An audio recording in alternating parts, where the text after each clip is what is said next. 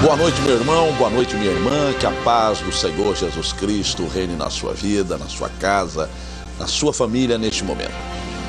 Como é bom estar com você nesta noite, através do nosso programa, que tem sido o nosso culto diário. De segunda a sexta-feira, estamos em contato com você, entrando aí na sua casa para ministrar a bênção de Deus através do programa Fé em Ação. Hoje você vai assistir uma bonita ministração da palavra de Deus, uma mensagem que vai tocar a sua vida, uma mensagem que vai abençoar a sua vida. Fique conosco durante esses 30 minutos de bênçãos e vitórias para você e para a sua casa. Deus te abençoe.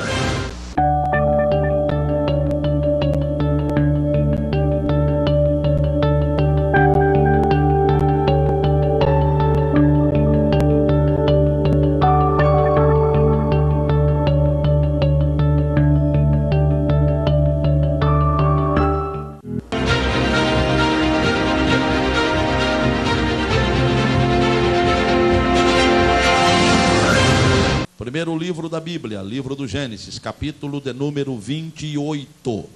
Quantos acharam, digam amém. Versos 10 e 11.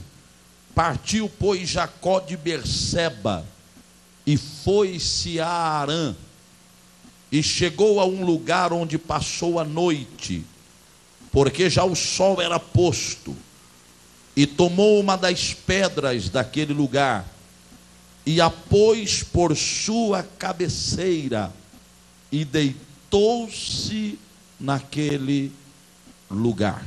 Quantos podem dizer amém por esses dois versos?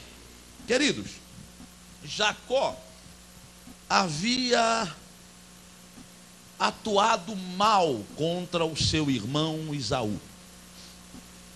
Havia tomado dele, havia se apropriado da bênção da primogenitura que pertencia a Esaú. Vocês conhecem muito bem este fato. Ele engana o seu próprio pai, Isaac, que estava já com a visão debilitada.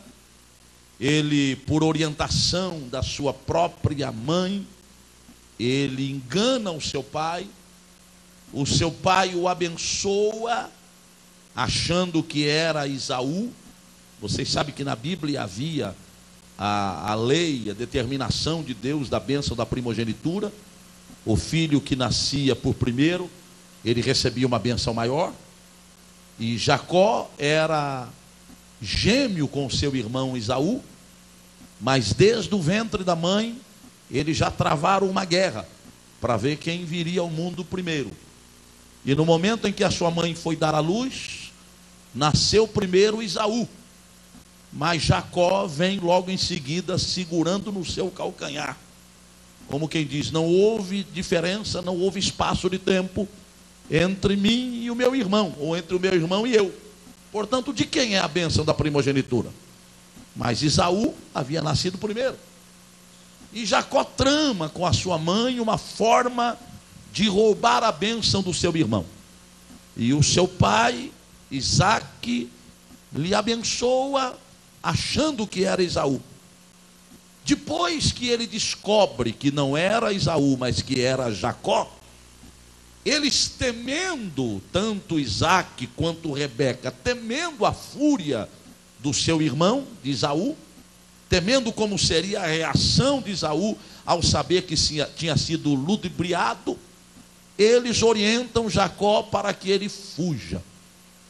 E orientam dizendo, vai lá para as terras dos nossos parentes, vai lá para Padã Arã, chega lá você, procura lá o seu tio Labão, quem sabe você encontra uma de suas filhas, e constitui um casamento, constitui uma família com ela, e aí você vai viver a sua vida, e o problema com seu irmão está resolvido. Jacó recebe a orientação dos seus pais com medo de ser agredido pelo seu irmão, e ele se dirige a Padã Arã.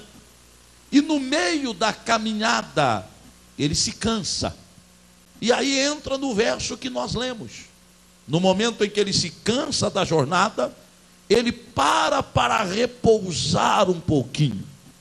Tomou uma das pedras daquele lugar como seu travesseiro e deita-se para descansar a fim de recobrar as forças e prosseguir a viagem.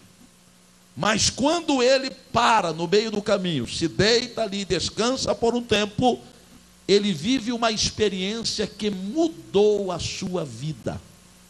Ele tem uma visão de Deus, eu já vou citá-la daqui a pouquinho.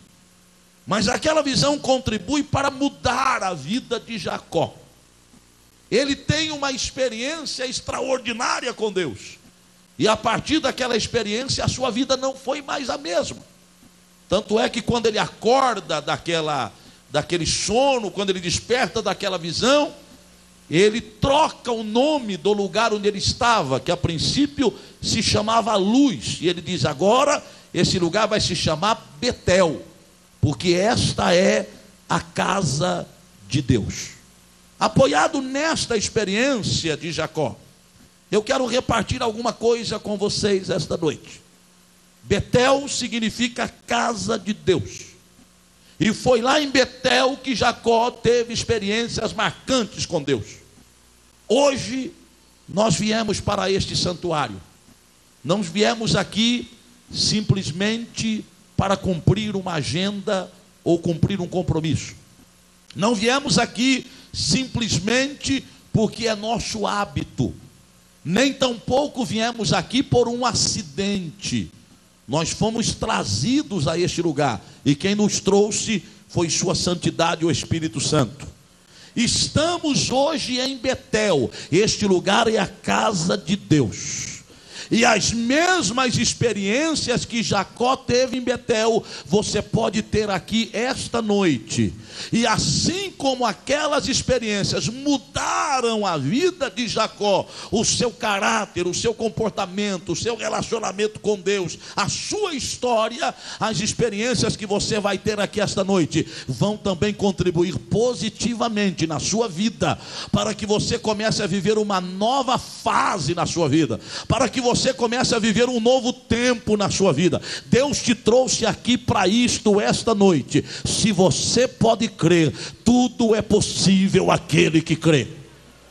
Eu gostaria até que você despertasse aí a fé e a atenção do seu irmão, dizendo para ele, ó, Deus te trouxe aqui hoje, porque Ele vai permitir que você viva uma experiência nova. Deus te trouxe aqui esta noite, porque Ele vai permitir que a sua vida sofra uma transformação hoje. E é uma transformação para o seu benefício, não é para o seu prejuízo. É uma transformação para que a sua casa seja abençoada pelo Senhor. Quais foram as experiências de Jacó em Betel? Foram pelo menos 3. A primeira experiência que Jacó viveu em Betel é que ali, no lugar onde ele se deitou e colocou uma pedra como seu travesseiro, o Senhor se revelou a ele. Quando nós lemos a continuidade dos versos que tomamos nesta noite, o verso 12 diz que ele deita, verso 11, ele cansado toma uma pedra como travesseiro, deita e dorme. E ali ele sonhou, diz o verso 12. Sonhou, e eis que era posta na terra uma escada, cujo topo tocava nos céus, e os anjos de Deus subiam e desciam por ela. E eis que o Senhor estava em cima dela e disse: eu sou o Senhor, o Deus de Abraão teu pai, e o Deus de Isaque. Esta terra em que estás deitado te darei a ti e a tua semente. Então a primeira experiência que Jacó tem em Betel foi Deus se revelando a ele. É interessante, queridos, quando eu leio estes versos, que muito embora Jacó tivesse recebido a bênção da primogenitura, muito embora ele tivesse recebido a bênção patriarcal, lhe faltava uma coisinha ainda. E sabe o que era? Era ele ter um conhecimento pessoal acerca de Deus. Ele conhecia o Deus de seu pai, ele conhecia o Deus do seu avô Abraão, mas ele mesmo ainda não tinha tido uma experiência íntima e pessoal com este Deus. E Deus estava interessado que ele tivesse esta experiência, exatamente para que ele entendesse que o Deus de seu pai e o Deus do seu avô era um Deus cujo poder é ilimitado. Escute uma coisa, a Bíblia diz que Deus tem filhos, mas a Bíblia não diz que Deus tem netos. Você não vai encontrar na Bíblia neto de Deus, você vai encontrar na Bíblia filho de Deus. O que isto me leva a entender? Filho de Deus não é neto de Deus. A experiência do seu pai pode ser boa para você. A experiência do teu pai pode ser importante para você. O conhecimento que o seu pai tem acerca de Deus e que ele transferiu a você através de um testemunho oral e pessoal pode ser bom para você. Mas é necessário que você tenha a sua experiência com Deus. É necessário que você conheça o poder que este Deus tem. É necessário que você conheça a autoridade que este Deus tem. É necessário que você tenha uma revelação acerca deste Deus. É muito bom quando nós ouvimos testemunhos de pessoas que foram alcançadas por um milagre do Senhor, mas muito melhor do que ouvir testemunhos de pessoas que foram agraciadas por um milagre de Deus é nós vivermos o nosso próprio milagre. Muito melhor do que você ouvir alguém contar uma experiência que ele teve com Deus é você ter a sua própria experiência. E escute uma boa notícia que eu vou te dar: o Senhor te trouxe aqui esta noite para que você tenha uma experiência íntima com Ele. Talvez você ainda não desfrutou, embora você tenha conhecimento acerca do Deus a quem nós adoramos aqui neste lugar. Talvez você ainda não tenha desfrutado de uma experiência íntima com Ele. Foi para isso que você veio aqui. Deus quer te chamar a atenção para que você o conheça mais intimamente, e ao conhecê-lo, você vai entender quão grande e poderoso é o Deus a quem você serve.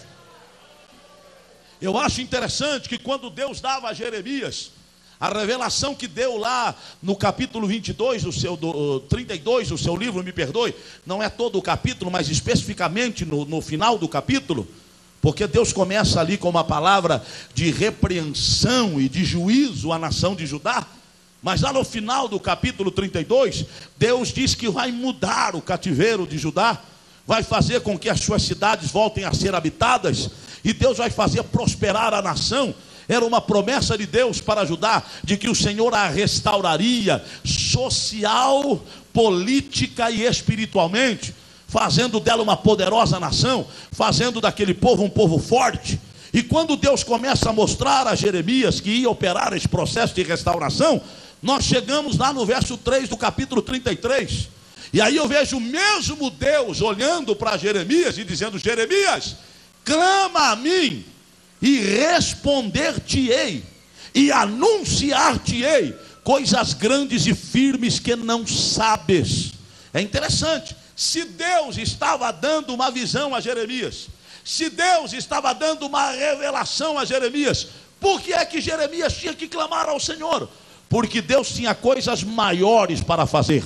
Deus tinha coisas mais profundas para fazer. Escute aqui o que eu vou dizer a você: as experiências que você já viveu com Deus não são para se comparar com aquelas que Deus quer que você ainda viva. As bênçãos que você recebeu do Senhor não são para se comparar com aquelas que Deus ainda vai derramar sobre a sua vida. Deus tem algo para fazer muito maior do que você já recebeu, e além daquilo que você pode imaginar. Esta noite é a noite de uma experiência sublime com Deus. O Senhor quer se revelar a você e quer mostrar que Ele é poderoso. Dá para dizer glória a Deus ou não, meu irmão? Quando o Senhor se revela a Jacó, é interessante, porque Deus se revela e Ele mostra a Jacó, através de uma visão, uma escada. uma escada que saía do lugar onde Jacó estava, e o topo chegava lá nos céus. E os anjos de Deus subiam e desciam, desciam e subiam por aquela escada. Aquela escada representa 3 coisas interessantes. Primeiro, representa o contato que existe entre a terra e o céu. Eu estou falando de coisas espirituais. Existe um ponto de ligação entre a terra e os céus, e este ponto está estabelecido nesta noite. Quando Isaías teve a visão do capítulo 6 do seu livro, qual foi a visão que Isaías teve? No ano em que morreu o rei Uzias, eu vi quem? O Senhor. Onde é que o Senhor estava? Num alto e sublime trono. E o que estava acontecendo? O Senhor estava sentado no alto e sublime trono, e o seu séquito enchia o quê? O templo. Séquito aí, a tradução poderia ser manto ou vestido. Sabe o que Isaías estava querendo dizer? O Senhor estava sentado lá no céu, mas o elo de ligação que existe entre o céu e a terra é tão extraordinário e tão forte, que o vestido do Senhor cobria o templo. A Bíblia diz que a terra é o escabelo dos seus pés, dos pés do Senhor. Escabelo aí é estrado. A Bíblia diz que Deus se assenta no seu trono e usa a terra como estrado para colocar os seus pés. Às vezes, quando alguém vai orar, e eu tenho percebido esta oração, alguém levanta para orar e a sua oração é mais ou menos assim: ó Deus, que habita nos mais longínquos e distantes céus. Como se Deus estivesse a milhões e bilhões de quilômetros de distância da terra. E a Bíblia diz que Deus se assenta no seu trono e coloca os pés sobre a terra. Por isso não existe distância entre o trono de Deus e este santuário esta noite. Se Deus pudesse dar a mim e a você a visão que deu a Isaías, você ia ver o Senhor sentado no trono hoje, e o seu vestido cobrindo este santuário. Nós estamos cobertos com a glória de Deus, porque não há distância entre este lugar e o trono de Deus. Mas escada representa uma segunda coisa. Escada fala de comunicação. Quando você coloca uma escada, o que é que você quer fazer? Você quer se comunicar, você quer sair do lugar onde você está e chegar no andar acima ou no andar abaixo. Então a escada fala de comunicação. Deus tem comunicação com a sua igreja. Tanto é que quando Isaías teve a visão, voltando no capítulo 6 de Isaías, ele vê o Senhor assentado no alto e sublime trono, o seu séquito enchia o templo, e o que mais que ele vê? Os serafins que estavam voando. Eles tinham 6 asas, com 2 cobriam o rosto, com 2 cobriam os pés, e com 2 voavam. E enquanto eles voavam, o que é que eles faziam? O que é que eles faziam? Eles clamavam dizendo o quê? Santo, Santo, Santo é o Senhor dos exércitos, e toda a terra está cheia da sua glória. E quando Isaías ouve aquelas palavras dos serafins, o que é que Isaías faz? Ele cai prostrado e diz: ai de mim, Senhor, que vou perecendo, porque sou um homem de lábios impuros e habito no meio de um povo de impuros lábios, e os meus olhos viram o Rei, o Senhor dos exércitos. Ficou assim mesmo? O que aconteceu quando ele disse isso? O Senhor olhou para Isaías e disse: você não está entendendo nada, Isaías. Eu estou me manifestando a você, não é para você morrer, não, é para você viver. Não tenha medo da manifestação da presença de Deus esta noite. A presença de Deus não é para a morte, é para a vida. A experiência que você vai ter esta noite é para que você viva mais do que você está vivendo. E aí o Senhor imediatamente dá sinal a um daqueles serafins. Ele pega uma brasa no altar de Deus, com uma tenaz, e desce aonde está o profeta, que até aquele momento nem profeta era ainda, e passa aquela brasa nos seus lábios e diz: olha, com esta brasa perdoados estão os teus pecados e purificada a tua iniquidade. E aí ele escuta o quê? Uma voz que brada do céu, dizendo: a quem enviarei? Quem há de ir por nós. Isaías não pensou duas vezes. Ele levantou a sua voz e disse: eis-me aqui, Senhor, envia-me a mim.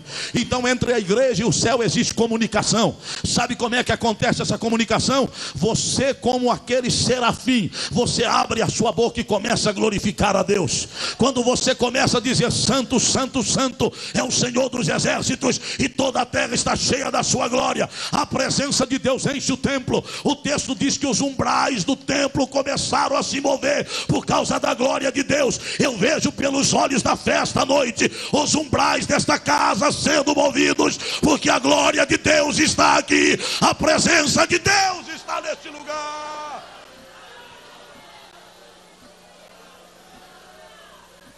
E quando eles começam a adorar a Deus, o que acontece? A purificação dos pecados. Sabe quando nós seremos purificados? Quando a glória de Deus encher o santuário. Daqui a pouquinho nós vamos estender as mãos para tomar do pão e do vinho. Satanás vai querer te acusar, Satanás vai querer denegrir a sua imagem diante de Deus, mas há o poder da purificação nesta noite, porque a glória de Deus está neste santuário. Somente aqueles que assentem, levante os olhos para os céus e abra a sua boca e dê glória a Deus. Escada fala de comunicação entre Deus e a terra, entre Deus e a sua igreja. Esta comunicação não acontece lá no shopping center, nem no play center, nem na rua das compras, lá na 25 de março, ou lá onde as mulheres vão para gastar o nosso rico dinheirinho. Não acontece lá no restaurante. Não que isto seja pecado, muito pelo contrário, mas a comunicação de Deus é aqui, é em Betel. É aqui que você ouve a voz de Deus, é aqui que você tem experiência com Deus. Lá fazendo as suas compras, às vezes você até sente a alegria do Espírito de Deus na sua alma, mas você não pode dar glória a Deus. Você está num lugar comum. Aqui não, aqui ninguém assusta, aqui ninguém fica preocupado. Você abre a sua boca e adora a Deus, e a sua adoração contagia o seu irmão, e a glória de Deus toma o templo.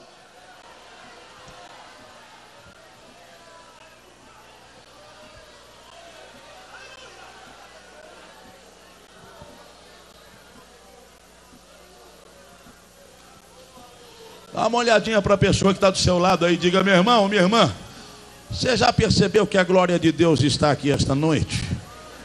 Pergunta para ele, pode ser que ele não sentiu ainda. Acorda esse irmão em nome de Jesus. Diga: meu irmão, você já sentiu que a glória de Deus está manifestada aqui esta noite? A escada está posta entre a Praça da Sé e o trono de Deus hoje. Há comunicação entre Deus e a igreja. A voz de Deus está sendo ouvida neste lugar. Levante a sua cabeça e glorifique a Deus. Você fala a um Deus que ainda fala com o seu povo.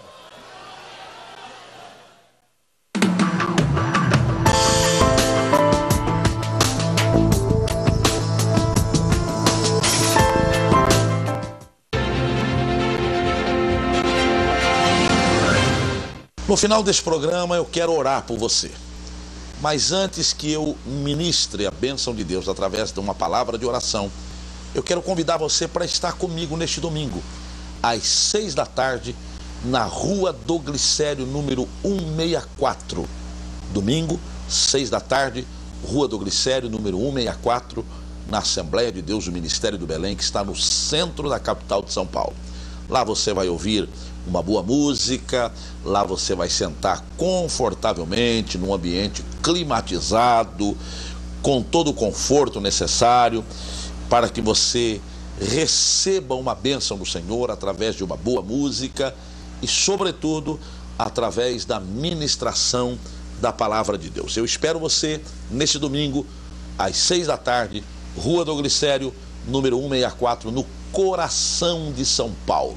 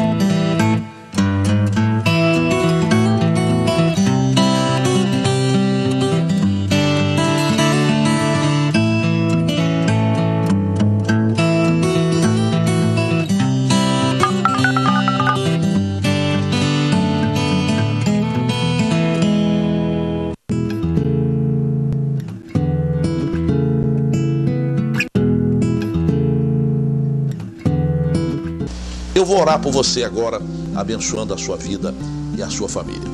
Pai querido, no precioso nome de Jesus, eu ministro uma bênção especial agora, em favor daqueles que me assistem.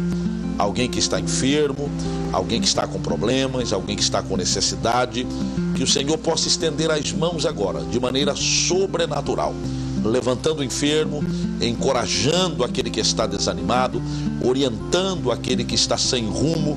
Pai querido, abençoando as vidas com toda sorte de bênçãos, físicas, materiais e espirituais. Que a palavra que foi aqui pregada, Senhor, possa ser confirmada agora através de uma grande bênção. É o que eu te peço em nome de Jesus. Eu quero aproveitar também para pedir a você. Nós temos orado em todos os nossos programas e a intenção desta oração é abençoar pessoas. Mas eu preciso também da sua oração. Levar ao ar o programa de televisão 5 dias por semana é um grande desafio para mim e para a igreja que eu estou pastoreando. Eu preciso da sua ajuda. Eu preciso que você me ajude em oração para que Deus levante pessoas que possam nos ajudar, pessoas que possam estender as mãos. Nós estamos precisando de parceiros, pessoas que se disponham a dar uma parcela de contribuição para que o nosso programa continue no ar. Esta semana é uma semana crucial para nós. Na próxima segunda-feira, nós temos que arcar com os custos desse programa, os custos mensal desse programa, e eu preciso de pessoas que me ajudem.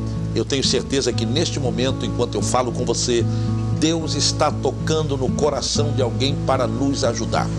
Deus está tocando no coração de alguém para estender as mãos e nos ajudar. Nós precisamos da sua ajuda. Precisamos que você estenda a mão e seja um parceiro. Eu vou colocar aí na tela da sua televisão o número de telefone que você pode nos ligar amanhã a partir das 9 horas da manhã. Esse telefone, você pode entrar em contato conosco e, se você sentir no coração o desejo de estender as mãos para ajudar esta grande obra de evangelização, ligue para nós. Nós estamos esperando a sua ligação. Tenho certeza que aquilo que Deus já colocou no seu coração e aquilo que você estará ofertando para o nosso programa será multiplicado na sua vida com bênçãos materiais e espirituais. Eu conto com você. O nosso trabalho é um trabalho sério. Você conhece o nosso trabalho, você já tem nos acompanhado desde a outra vez que aqui estivemos e agora nesse retorno do programa Fé em Ação. Você conhece o nosso trabalho, sabe como trabalhamos de maneira séria em prol do reino de Deus. Ligue para nós, eu preciso de você. A partir de amanhã, às 9 da manhã, esse telefone estará à sua disposição e nós contamos com a sua ligação. Que Deus te dê uma noite de sono abençoado e reparador. Que o dia de amanhã seja um dia de muitas vitórias para você e para a sua família. Até amanhã, se Deus quiser. Deus te abençoe.